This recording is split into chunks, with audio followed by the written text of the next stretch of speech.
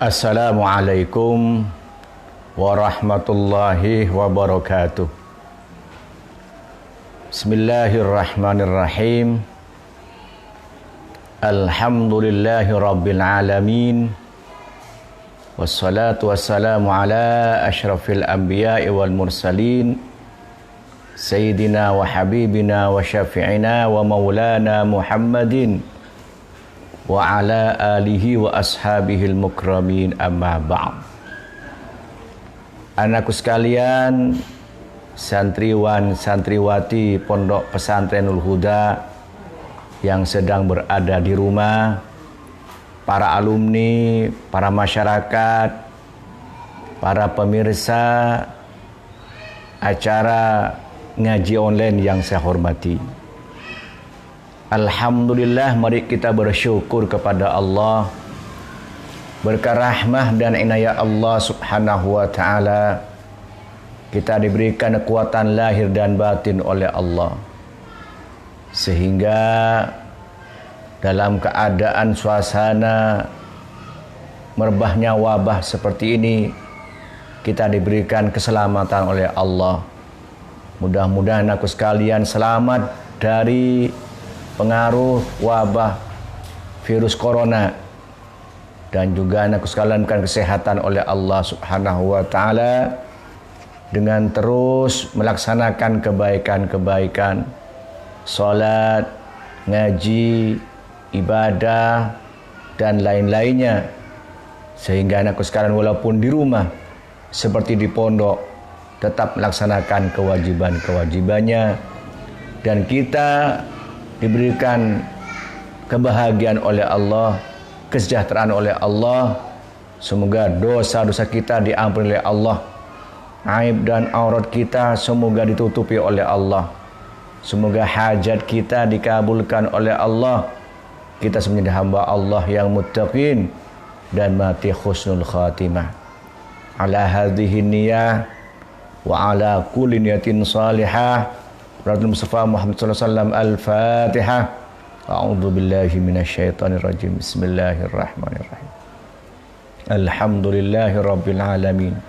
Arrahmanir rahim. Maliki yaumiddin. Iyyaka na'budu wa iyyaka nasta'in. Ihdinas siratal mustaqim. Siratal ladzina an'amta 'alaihim ghairil maghdubi 'alaihim waladdallin. Amin. Anakku sekalian, mari kita lanjutkan ngaji kitab Riyadhus Shalihin ini. Kita baca Bismillahirrahmanirrahim. Qala al-mu'allif rahimahullahu ta'ala wa nafa'na bihi wa bi'ulumihi fid dharni amin.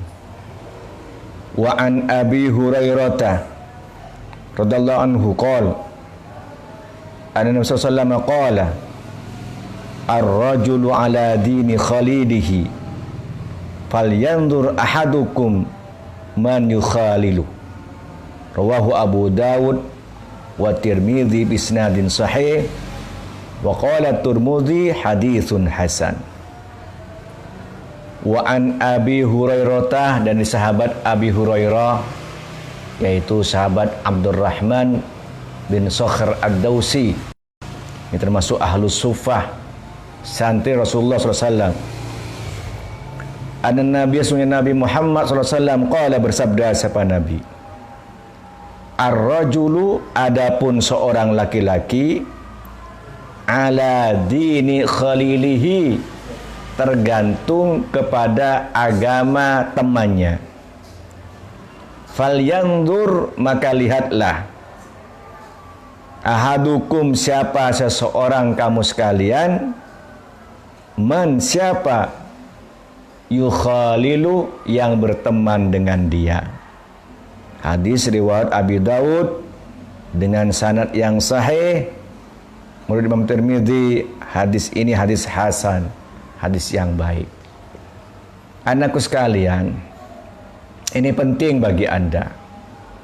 Kita mungkin tidak bisa tahu langsung kepada seorang itu, tetapi kita bisa di antara indikasi seseorang itu siapa yang menjadi temannya. Di pondok saja mungkin, ini akrabnya dengan siapa. itu berarti indikasi keagamaan dia, indikasi akhlaknya dia. Kalau itu akrabnya itu dengan siapa. Juga di rumah anak-anakku sekarang bisa melihat teman-teman Anda di kampung itu akrabnya dengan siapa, temannya dengan siapa. Itulah barometer keagamaan dan perilaku seorang itu. Makanya anakku sekalian, mencari teman ini penting. Kalau berteman dengan siapa saja, kenal dengan siapa saja, tapi menjadi teman, wah ini harus hati-hati. Karena teman ini mempunyai pengaruh kepada orang yang ditemani. Oh, dia jagungannya, nongkrongnya dengan anak yang suka minum-minuman, mabuk-mabukan. Ya minimal dia melihat kemaksiatan itu, walaupun mungkin dia tidak pernah minum. Oh, dia antengnya kalau dengan orang-orang yang senang sholat, senang ibadah, senang ngaji. Ya minimal dia mendengar pengajiannya itu. Artinya barometer seorang ini tergantung kepada apa yang menjadi teman dia.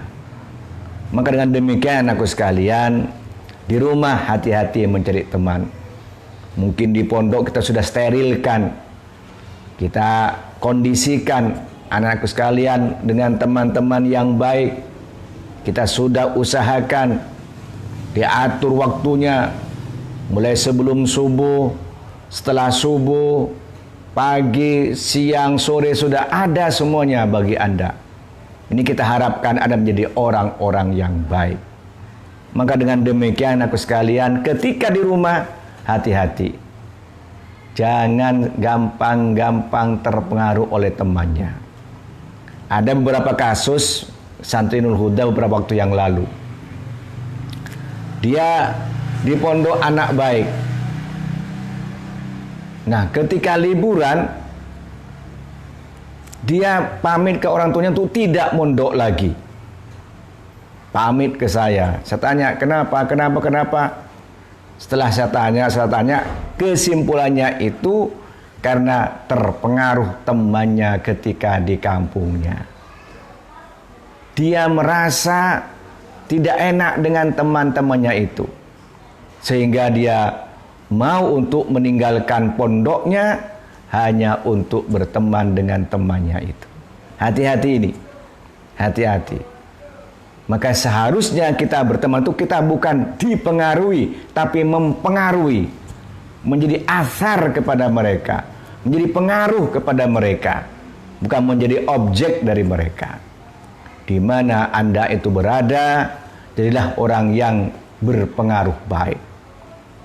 Ikan di laut, dia hidup di laut, air laut itu air asin, tapi dia tidak menjadi asin, tetap aja itu tawar. Jadilah orang seperti ikan itu yang tidak terpengaruh oleh air. Maka demikian juga anakku sekalian, ketika di rumah Anda, maka bukan tidak boleh kenal, silakan kenal dengan siapa saja, tapi hati-hati, yang menjadi teman akrab Anda itulah yang nanti saling mempengaruhi. Dalam hadis ini kita dianjurkan untuk mencari teman yang baik, jadi teman yang berpengaruh baik kepada kita. Karena untuk menilai seorang itu, kita nilai kepada temannya. Oh, dia temannya baik-baik, insya Allah termasuk orang yang baik. Na'udzubillah, kalau temannya itu tidak baik, mungkin termasuk golongan yang tidak baik. Inilah anakku sekalian tentang hadis Riyadhus Shalihin. Mudah-mudahan ada manfaatnya. Semoga dapat berpengaruh baik kepada lingkungannya, kepada teman-temannya, sehingga menjadi orang-orang yang baik semuanya. Karena seorang tergantung kepada temannya. Oke, monggo Allah alam bisawab. Barangkali ada pertanyaan, kami persilakan. Pertanyaan pertama dari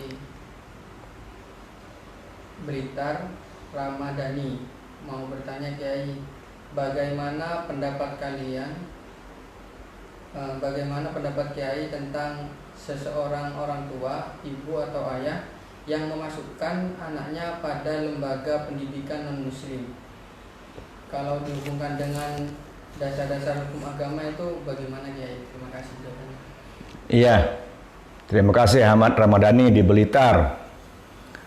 Sebenarnya kalau orang tua memasukkan anaknya ke lembaga pendidikan yang non-muslim, maka berarti dia sudah menggadaikan agamanya kepada non-muslim itu.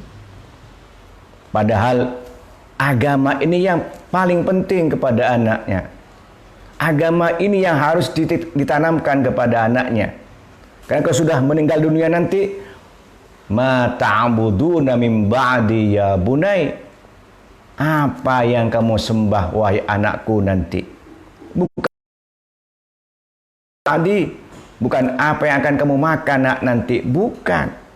Maka dengan demikian seharusnya orang tua itu tidak hanya melihat sekolah ini profesional, sekolah ini tapi di keluarga non muslim, ini berarti sudah menggadaikan akidahnya kepada sekolah itu. Minimal anak itu akidahnya minim. Naudzubillah, kalau sampai murtad, maka orang tuanya ini juga ikut bertanggung jawab. Karena demikian masukkanlah ke pondok-pondok pesantren, masukkanlah ke sekolah-sekolah yang dikelola oleh umat Islam. Ini minimal untuk menjaga agamanya kepada anak-anak kita. Karena orang tua itu punya kewajiban untuk menjaga agama anak-anak kita. Oke. Kepada teman-teman atau para wali santri atau menonton pada ngaji online pada malam hari ini, apabila ada pertanyaan bisa disertakan di kolom komentar. Pertanyaan selanjutnya dari Rizky Ahyar Dupa mengenai artis. Apabila seseorang artis itu beragama Islam, namun dalam peran artis itu terkadang ada artis yang memerankan non-Islam, artinya agama lain, yang artinya ajarannya itu berbeda. Lantas itu bagaimana Kiai terhadap sikap tersebut? Apakah menyalahi dari agama yang dianuti atau bersifat profesional seperti peran artis yang diberikan tugasnya? Ada dua hal itu. Yang pertama, kalau peran itu kemudian ada yang di situ ada akidahnya, ada peran-peran akidahnya, ada juga kemudian mencaci kepada umat Islam, itu dia memusuhi umat Islam, jelas itu sudah berarti keluar dari Islam. Walaupun itu peran. Tetapi kalau perannya itu hanya sifatnya sosial, tidak menyangkut masalah akidah, tidak apa-apa diperbolehkan. Karena hubungan muslim dan muslim itu ada dua hal. Masalah akidah, masalah akhirat, dan masalah dunia. Kalau sudah masalah akhirat, nggak boleh kita kompromi. Lakum dinukum waliyadin, bagimu agamamu dan bagiku agamaku. Maka seorang artis yang muslim dikasih jalan cerita, di situ ada peran non muslim, tanya perannya itu sebagai apa dia. Kalau di perannya itu sudah masalah akidah, ya na'udzubillah, lebih baik itu tidak mengikutinya. Pertanyaan selanjutnya dari Faris Salman. Assalamualaikum Kiai, bagaimana cara mempengaruhi teman kita agar menjadi lebih baik lagi? Karena kadang-kadang teman yang kita dianggap baik itu melenceng dari hal-hal baik. Itu bagaimana Kiai? Mohon sarannya. Terima kasih. Ya, terima kasih Mas Salman. Mudah-mudahan teman-teman Anda teman-teman yang baik semuanya. Memang manusia pasti punya salah. Dan tidak ada orang itu bersih semuanya. Kata Imam Syafi'i itu kalau orang menjadi teman yang tidak ada kesalahannya, pasti dia tidak punya teman.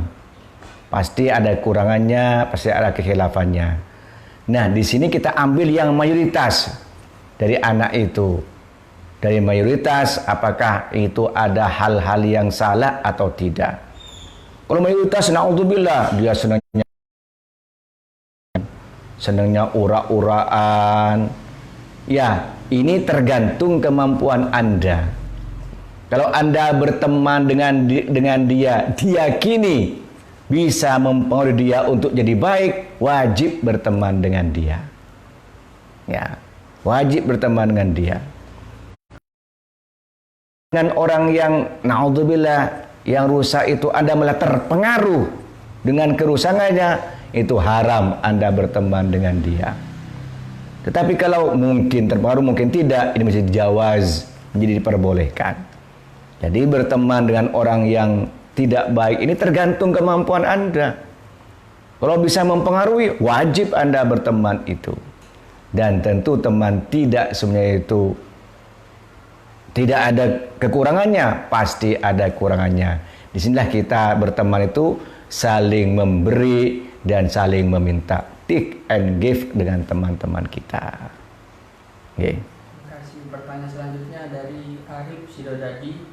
Punten Kiai mau bertanya, mohon tipsnya bagaimana agar kita dapat mempengaruhi orang yang berada di sekitar kita supaya menjadi lebih baik lagi, terutama bagi keluarga kita, baik keluarga yang dekat maupun keluarga yang jauh, dalam artian berbeda tempat tinggal dengan saya.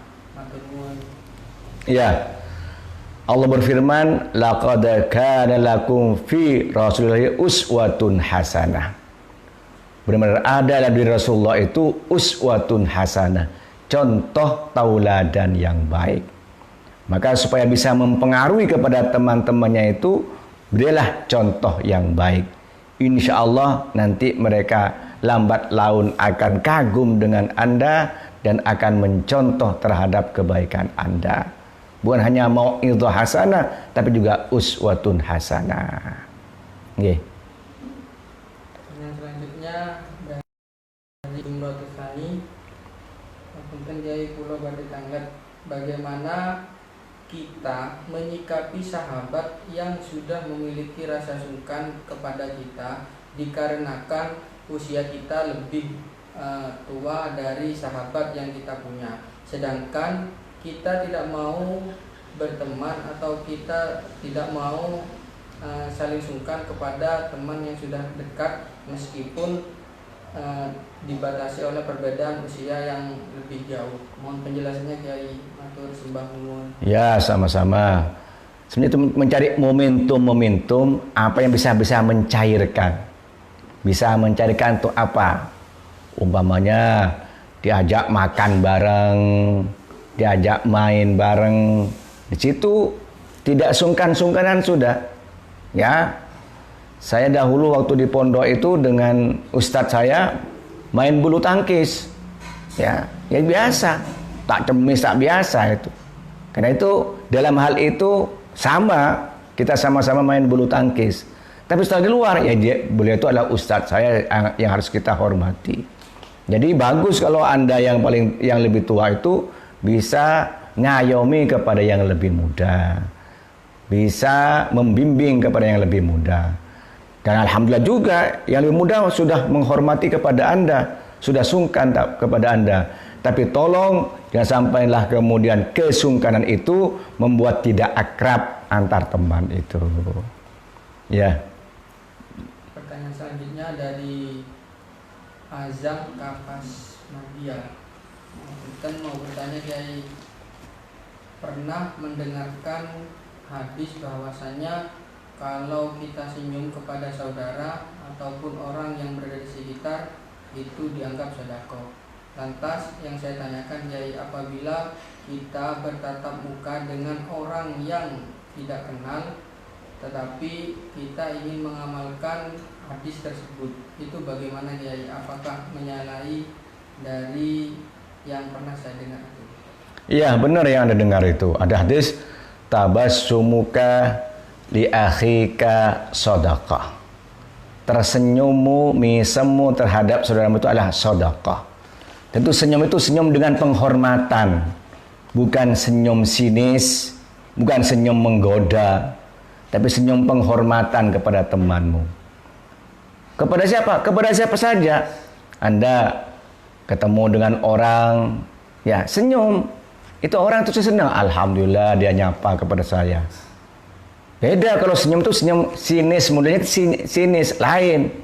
Orang itu sudah lain.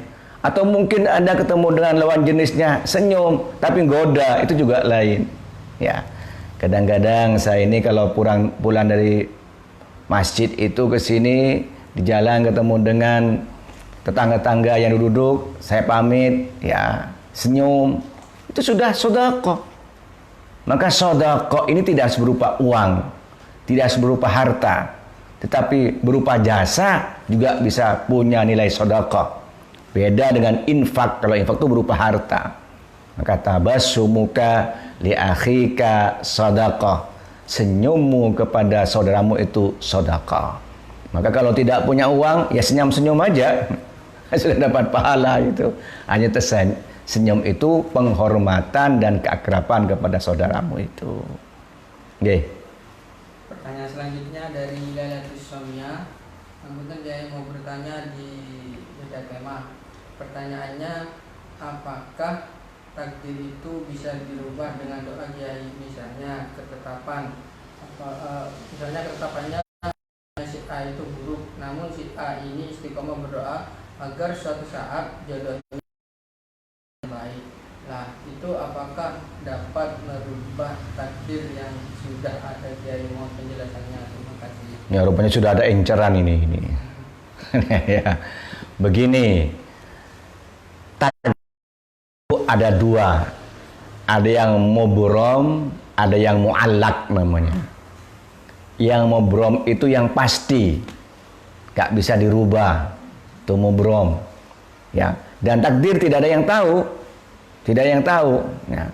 Yang muallak itu masih digantungkan kepada usaha dan ikhtiar manusia. Makanya kita sebelum terjadi, kita tetap harus ikhtiar usaha sesuai dengan sunnatullah dan hukmullah. Mbak ini punya calon, tapi perilakunya kurang baik, sholatnya jarang. Ya, Anda doakan. Anda sudah senang dengan dia, sudah akrab dengan dia, saya tidak ingin pisah dengan dia.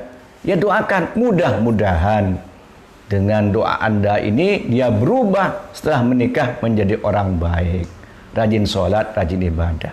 Kenapa? Tidak ada orang yang tahu. Sebelum nikah dia mungkin jahat, bajingan. Setelah menikah dia jadi orang baik. Sebelum menikah baik, sholatnya bagus. Setelah menikah malah tidak sholat. Sebelum menikah dia punya pekerjaan kaya. Setelah menikah bangkrut. Sebelum menikah tidak punya apa-apa. Setelah menikah dia kaya.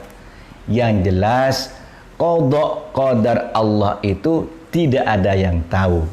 Maka kita harus berikhtiar sesuai dengan sunnatullah dan berdoa kepada Allah Subhanahu wa taala.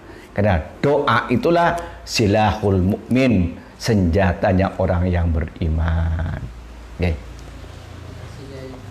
Untuk para penonton atau para wali murid, para santri, kawan-kawan santri yang mau bertanya bisa disertakan di kolom komentar. Pertanyaan selanjutnya dari Amelia Lorita. Nah, punten Kiai, bagaimana menyembuhkan diabetes secara alami? Wah, ini saya bukan dokter ini. Bukan dokter ya. Kalau diabetes itu kan kencing manis ya. Jadi menghindari hal-hal yang membuat seperti itu. Banyak berjemur kalau pagi. Hindari makan gula. Itu yang saya tahu seperti itu. Karena maaf, saya ini bukan dokter. Jadi tidak tahu hal itu yang sebenarnya. Jadi. Pertanyaan selanjutnya, mungkin Kiai bertanya di luar tema. Bagaimana jika kita melakukan kesalahan terhadap orang lain, namun ketika kita meminta maaf, permintaan maaf kita itu tidak diterima oleh si yang mau bertanya itu. Atas penjelasannya kami aturkan terima kasih, Kiai. Ya, orang yang punya salah kepada orang lain wajib minta maaf. Dan dosa itu ada dua, ada dosa hakullah, ada dosa hakul adami. Kalau dosa hakullah, dia tidak sholat, tinggal mengqadha sholatnya. Dia tidak puasa, tinggal mengqadha puasanya. Langsung kepada Allah subhanahu wa ta'ala. Tapi kalau punya dosa kepada orang lain, Allah belum mengampuni sebelum dia minta perkenan kepada orang lain itu. Makanya itu wajib dia minta maaf. Loh, dia tidak terima. Ya, dia tetap tidak mau menerima permohonan maafnya, tidak mau menerima maafnya itu. Seperti itu.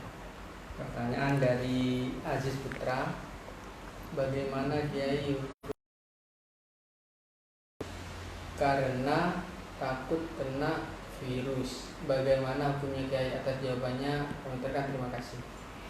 Iya, darul mafasid muqaddamun ala jalbil masalih. Ini sebuah kaidah fikih. Menolak kerusakan, menghindari kerusakan didahulukan daripada mengharapkan kebaikan. Nah, ini bisa diterapkan di sini. Sholat jamaah itu hukumnya sunnah. Sedangkan virus corona ini bahaya, menimbulkan penyakit dan kematian. Nah, supaya tidak terkena virus corona ini, maka diperbolehkan untuk tidak sholat berjamaah. Bukan melarang, tapi diperbolehkan untuk tidak sholat jamaah. Bahkan juga sholat Jumat juga begituan. Di kawasan yang sudah merah umpamanya, ada indikasi di sebelahnya masjid itu ada yang kena, na'udzubillah, itu boleh tidak sholat di masjid itu. Kenapa? Darul mafasid muqaddamun ala jalbil masalih. Menghindari kerusakan didahulukan daripada mengharapkan kebaikan. Tapi kalau insya Allah, kalau Sencaki insya Allah aman karena masih zona hijau insya Allah. Okay. Pertanyaan selanjutnya dari Layin alumni Pondok Putri. Pertanyaannya, Punten Kiai, untuk menjaga agar kita terhindar dari maksiat yang ada di sekitar, itu bagaimana Kiai? Terlebih-lebih kami atau saya itu menjaga dari ilmu yang sudah saya dapatkan ketika menyantri atau bersekolah. Mohon penjelasannya Kiai. Dosa apa maksudnya itu? Maksiat yang di sekitar ya. Nah ya, maksiat itu apa? Apa lawan jenis, apa orang minum-minum, apa orang suka riba, itu kan tergantung maksiatnya gitu. Yang jelas kita hendaknya itu menghindari dari perbuatan-perbuatan maksiat. Termasuk yang di sekitarnya. Oh, lihat orang suka ngerumpi-ngerumpi, ya kalau bisa jenengan tidak ikut ngerumpi itu. Begitu juga ya, orang itu suka main, ya Anda tidak ikut main itu. Ya. Jadi untuk kita tidak terkena dosa di sekitar ini, kita tidak terlibat. Tapi kalau umpamanya naudzubillah lihat aurat orang, lakal ula wa alaikas tsaniyah. Yang pertama itu adalah rizkimu, baru yang kedua itu merupakan madarat bagi kamu. Okay. Pertanyaan selanjutnya dari Maulana. Maaf Kiai, bertanya di luar tema. Apa hukumnya berbohong demi kebaikan? Jika tidak berbohong, maka akan menimbulkan masalah yang besar. Atas penjelasannya kami aturkan terima kasih. Berbohong yang boleh itu karena dua. Ya. Karena dua. Yang pertama itu karena untuk menyenangkan istri. Itu boleh berbohong itu. Ya. Kemudian yang kedua itu berbohong agar supaya kita ini bisa meningkatkan ibadah kepada Allah. Kalau hanya risikonya nanti dibenci orang, risikonya dapat hukuman, itu tetap tidak diperbolehkan untuk berbohong seperti itu. Maka tersuatlah takdzib, jangan kamu bohong, karena bohong itu merupakan akdzabul hadis, paling bohongnya ucapan. Okay. Pertanyaan selanjutnya mau bertanya Kiai, hukum orang yang minum minuman keras setiap malam namun sholatnya itu lengkap 5 waktu. Nah itu bagaimana Kiai? Ya nanti sholatnya dihitung oleh Allah, ditimbang. Yang minumnya itu dihitung oleh Allah, ditimbang. Nanti kan ada mizan, ada timbangan itu. Nanti yang timbangan, yang sholatnya berapa timbangannya, dosanya berapa timbangannya. Nah nanti kalau masih lebih berat dosanya, na'udzubillah, masuk neraka dahulu. Baru kemudian nanti dimasukkan ke sorga sepanjang masih ada habbah hardhali minal iman, ada sebijar biji sawi dari iman hatinya. Okay. Kemudian Kiai bertanya yang agak kurang baik, namun ingin bertanya, bolehkah kita menikah dengan unsa atau alat kelamin yang dibuat-buat itu? Apakah itu hukumnya menurut Kiai bagaimana Kiai? Tidak diperbolehkan. Tidak diperbolehkan menikah dengan khunsa. Ya. Khunsa itu tidak diperbolehkan karena khunsa di sini ini sebenarnya itu laki-laki. Cuma mungkin dioperasi alat kelaminnya. Aslinya itu laki-laki dia itu. Ya. Khunsa itu aslinya dua-dua alat kelamin itu ada. Alat kelamin laki-laki ada, alat kelamin perempuan ada. Cuma mana yang lebih berfungsi? Itu nanti yang menjadi jenis kelaminnya. Nah kalau di sini sebenarnya laki-laki, tapi kejiwaannya seperti perempuan, akhirnya jadilah seperti yang di masyarakat kita, yang kan dengan banci, dengan ini yang lain-lainnya. Maka tidak diperbolehkan. Kaum Lut itu diadab oleh Allah karena suka sesama laki-laki. Okay. Pertanyaan selanjutnya, saya pernah membaca di kitab bahwa melihat lawan jenis yang bukan mahram itu maksiat. Tapi kebiasaan di masyarakat melihat sesama lawan jenis itu suatu hal yang lumrah. Nah, lantas bagaimana hukumnya Kiai? Ya tetap dibatasi. Kalau laki-laki kan baina surah wa rukbah. Kalau perempuan itu kecuali wajah dan telapak tangan. Di luar itu tetap itu diharamkan. Walaupun tapi kita tidak diharamkan itu. Oke. Vicky, ini kembangan dari berita-berita yang sudah beredar. Kiai, saya mau bertanya, jika alhamdulillah pada bulan Ramadan nanti masih ada virus corona, katanya sholat tarawih itu di rumah masing-masing. Pertanyaannya yang pertama, bagaimana niatnya sholat Idul Fitri tersebut? Yang kedua, bagaimana khutbahnya ketika sholat Idul Fitri dilakukan di rumahnya masing-masing? Iya, kalau untuk tarawih itu bisa di rumah, karena tarawih tidak harus berjamaah. Walaupun sholat sendiri itu boleh. Ya, Idul Fitri itu memang harus ada khatibnya, harus ada imamnya, harus ada makmumnya seperti itu.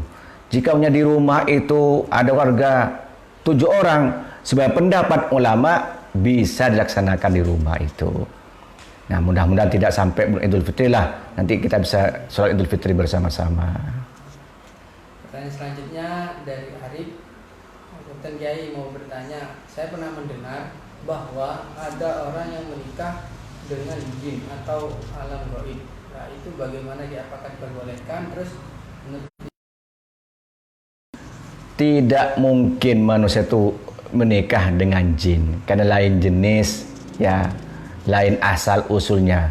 Ada sebuah kitab tuh Alamul Jin, dunia supranatural. Itu walaupun dia katanya itu nikah dengan jin, itu hanya khayalan saja, hanya perasaan saja, tidak nyata. Sehingga maaf, jangan mungkin pernah mimpi, ya, mimpi dengan seorang sampai inzal, itu hanya mimpi saja. Ya, orang yang menikah dengan jin seperti orang mimpi itu tidak nyata. Dan karena bahan manusia dan bahan jin itu beda, maka tidak mungkin bisa itu menikah keduanya. pertanyaan selanjutnya dari Hanif. Kiai ngapunten, saya mau bertanya di luar tema. Tata cara mensucikan atau mensamak kulit bangkai itu bagaimana Kiai? Ya, kalau kulit bangkai kecuali anjing dan babi itu memang tidak bisa. Kalau yang itu bisa. Dengan cara apa? Dibersihkan semuanya dan lendirnya itu dibersihkan. Tinggal hanya yang asli itu kulitnya. Kemudian itu dijemur, itu sudah suci. Itu sudah suci. Kayak beduk, kayak kemudian jadi jaket kulit, itu sudah suci. Kalau sudah disamak namanya, disamak itu ada orang yang ahli sendiri seperti itu, yaitu dibuang, disikat, lendir-lendirnya itu bulunya disikat semuanya sehingga tinggal kulitnya saja. Ya. Pertanyaan selanjutnya dari Rizky, Punten Kiai, mau bertanya, ketika mandi, setelah mandi itu saya melakukan sholat, namun ketika setelah sholat saya ingat bahwasanya di dalam mandi itu lupa untuk berwudu. Nah itu bagaimana Kiai? Apakah mengganti sholat atau melanjutkan sholat yang sudah tadi itu Kiai? Harus wudu lagi. Kalau lupa tidak wudu berarti tidak wudu. Ya. Kalau beda, dia wudu lupa batal atau enggak, berarti tidak batal. Dia yakin dia sudah wudu tadi waktu mandi, kemudian keluarnya itu dia tidak langsung sholat, masih ngobrol, mungkin masih perlu apa. Dia tidak ingat, saya batal enggak wudu saya. Anggap itu tidak batal. Karena al-yakin la yuzalu bisyak. Yang yakin tidak bisa dihilangkan dengan yang syak. Tapi kalau tadi ragunya itu, saya tadi tidak wudu, ya berarti tidak wudu, dia harus wudu dan sholat lagi. Berarti sholatnya tidak sah karena wudu itu penyempurna sholat. Ya. Pertanyaan selanjutnya dari Putri Anissa, Punten Kiai, mohon tips-tipsnya agar etos kerja untuk aktivitas kesehari-hari bisa lebih semangat agar tidak menimbulkan kemalasan atau keraguan dalam bekerja dalam sehari-hari. Mohon penjelasannya Kiai. Munculkan al-khauf war raja. Al-khauf itu rasa takut kepada Allah, takut kepada gurunya, takut kepada pengurusnya. Ini al-khauf. Kemudian ar-raja, harapan. Oh kalau berbuat ini dapat pahala dari Allah, dapat nilai dari guru, dapat pujian dari pengurus. Jadi munculkan dalam kita itu al-khauf dan roja. Rasa malas pasti ada setiap manusia. Kalau dimunculkan al-khauf dan roja ini, insya Allah nanti akan tambah semangat. Pertanyaan selanjutnya dari Ragil, mau bertanya Kiai, dalam sholat duha atau tahajud itu lebih disunahkan yang mana, antara melakukan langsung 9 rakaat atau dicicil dua kali salam dan seterusnya, itu bagaimana yang dianjurkan Kiai? Terima kasih. Salatul itu masna. Yang baik itu salat adalah 2 rakaat salam, 2 rakaat salam, 2 rakaat salam. Itu salat duha 8 rakaat atau sampai 12 rakaat, itu 2 rakaat salam. Salat lagi 2 rakaat salam lagi. Itu masna, 2-2. Salat tahajud juga demikian. Ya, 2 rakaat salam, 2 rakaat salam sampai 11 rakaat, baru yang terakhir itu nanti 3 rakaat. Setelah 8 tambah 3. Itu kalau salat tahajud malam. Jadi salat itu kalau sunnah itu salatul lail masna, 2 rakaat, 2 rakaat. Walaupun ada yang mengatakan boleh langsung 4 rakaat, tapi tetap.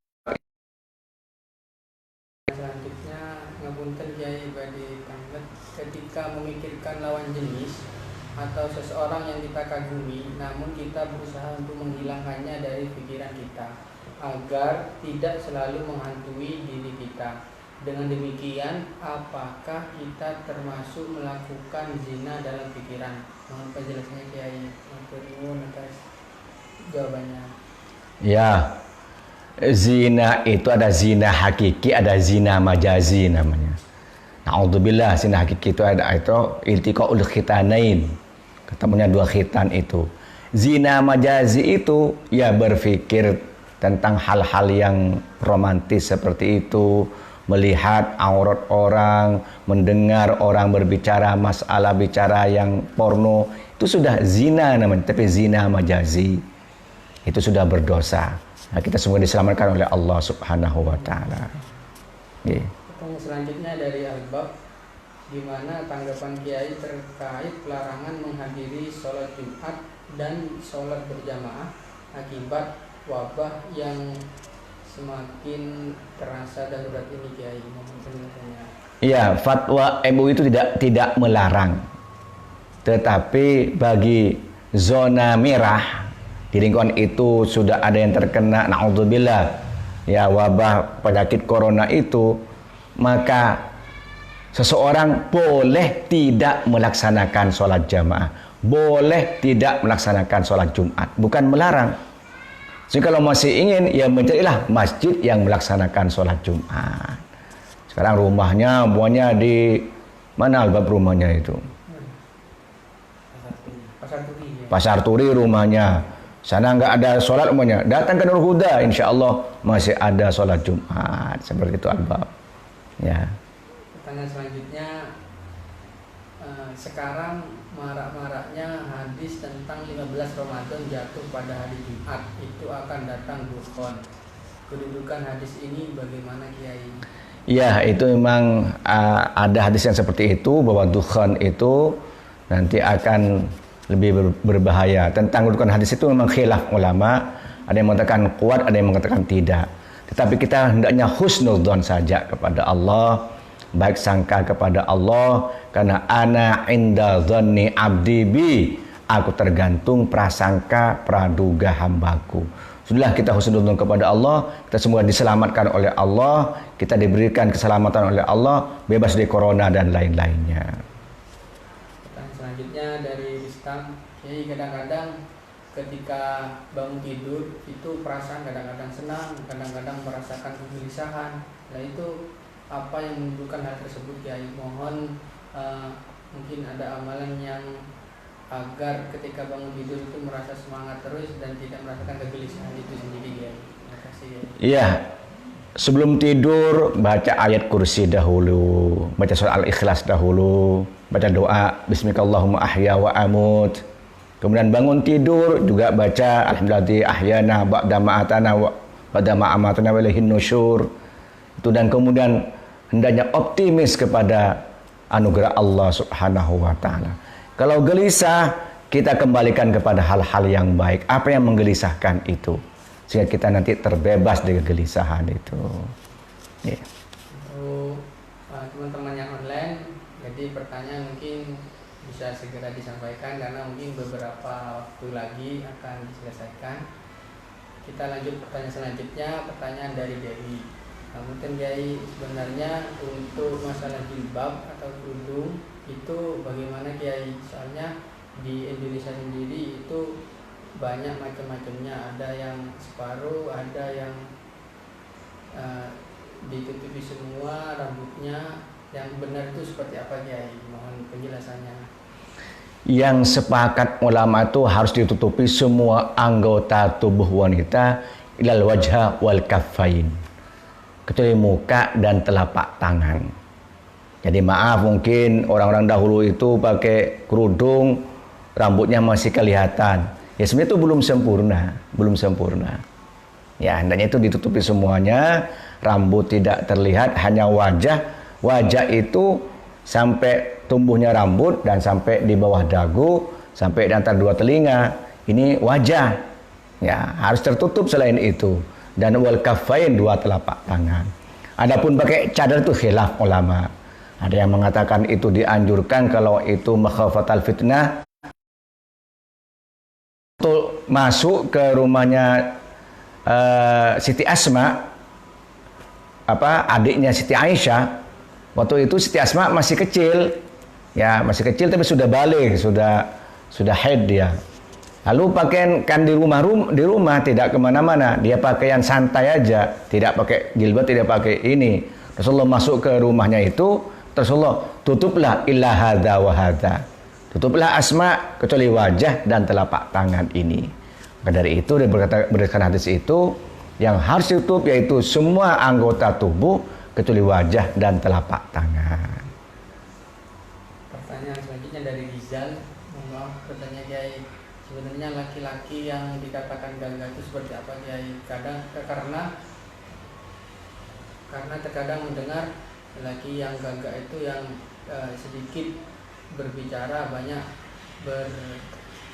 bergerak, kayak berkreatif, dan kadang mendengar laki-laki yang seperti itu kurang baik karena kurang kreatif, kurang mengambil sikap. Lantas lelaki yang tegas sendiri itu seperti apa Kiai? Mohon penjelasannya.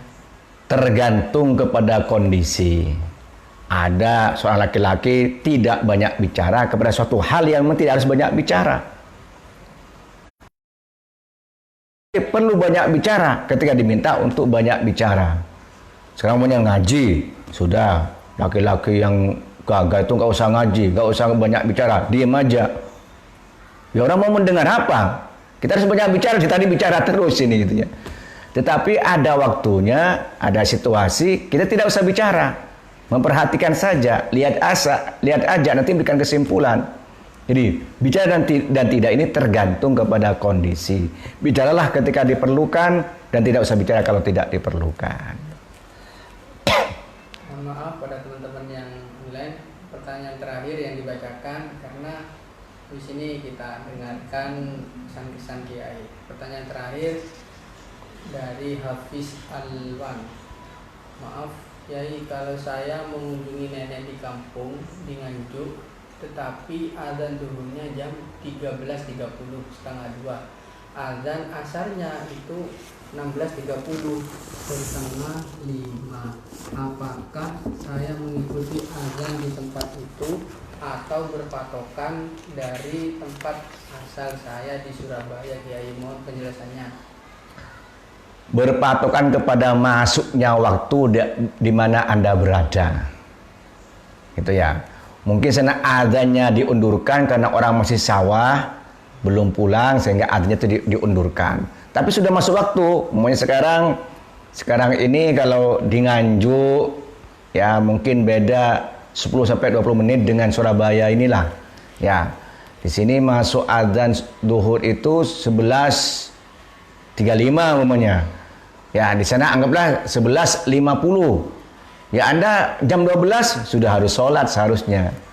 Di masjid belum ada adzan, Pak. Ya nggak apa-apa. Sudah masuk waktu. Jadi bukan nunggunya adzan itu, tapi orang jamaah Ustaz.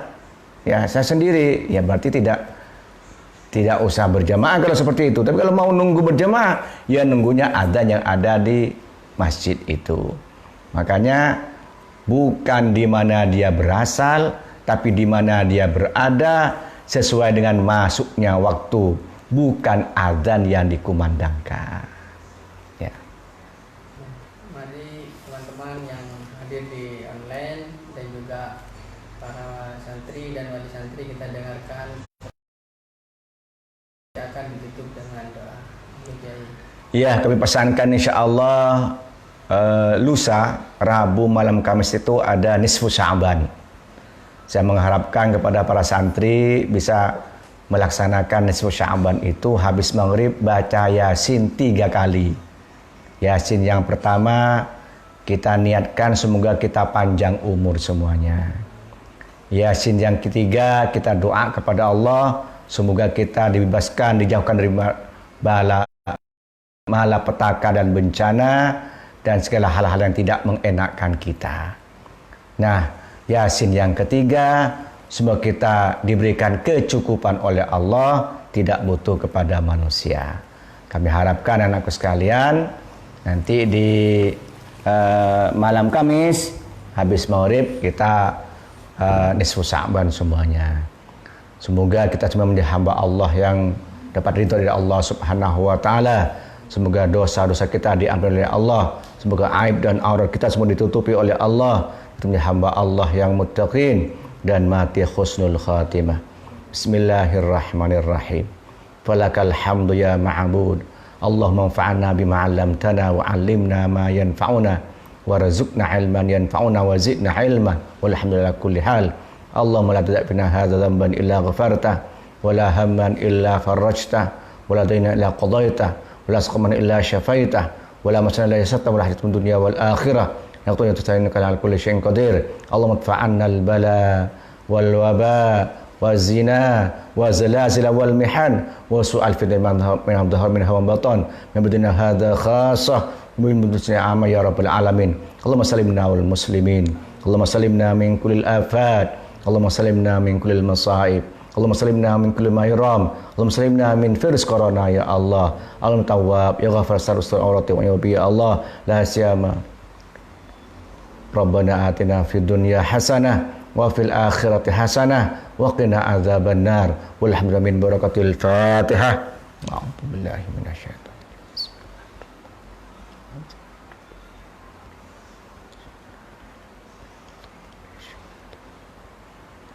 Baik anakku sekalian, wassalamualaikum warahmatullahi wabarakatuh.